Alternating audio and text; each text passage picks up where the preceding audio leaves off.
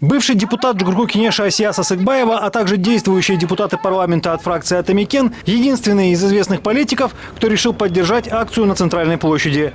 Поэтому стягивать социалистам пришлось только членам своего движения. Собрать большую колонну, как предполагали члены штаба, не получилось. Кто-то не смог приехать из регионов, кто-то занят на работе и учебе. Ну, я думаю, что больше 1000 сегодня точно будет.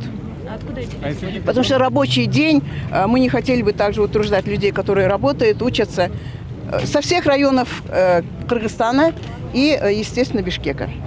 Акция, как планируют организаторы, должна стать бессрочной. Однако коррективы в планы протестующих может внести завтрашний визит президента России. В связи с приездом Путина будут применены беспрецедентные меры безопасности. Поэтому пикетчикам, скорее всего, придется уйти с площади. Этот вопрос будет решаться совместно, штаб будет решать, но мирный митинг – это наши конституционные права, и мы мирные митинги будем проводить на всей территории Кыргызской республики. У нас развернут штаб центрального аппарата партии Атамекен. Мы с сегодняшнего дня начнем бессрочную акцию протеста. Эксперты говорят, акции протеста, организованные социалистами, сегодня приносят больше вреда, чем пользы. Ситуация в стране сегодня такова, что народ просто не видит поводов для массовых акций протеста. Именно этим, в том числе, можно объяснить малочисленность столичных митингов. Митинг, честно говоря, акции протеста другие особо не повлияют на политический процесс, потому что все-таки, я считаю, благодаря президенту, прежде всего, ситуация стабилизировалась давно в стране. Страна все-таки идет по правому пути, и поэтому митинги не особо, там акции протеста не особо ничего не решают.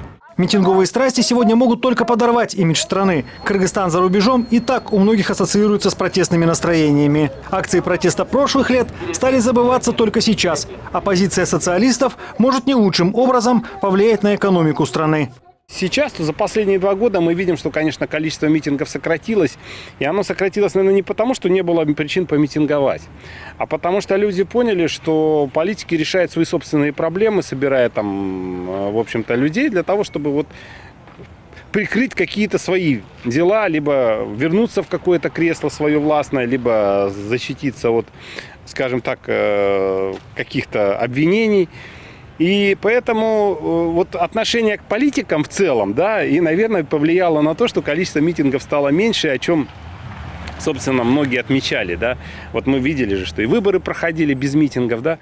Свои акции социалисты обещают устраивать не только в столице, но и в регионах. Удастся ли найти поддержку у сельчан, пока неизвестно. Игорь Потанин, Бакыт Кошалиев, НТС.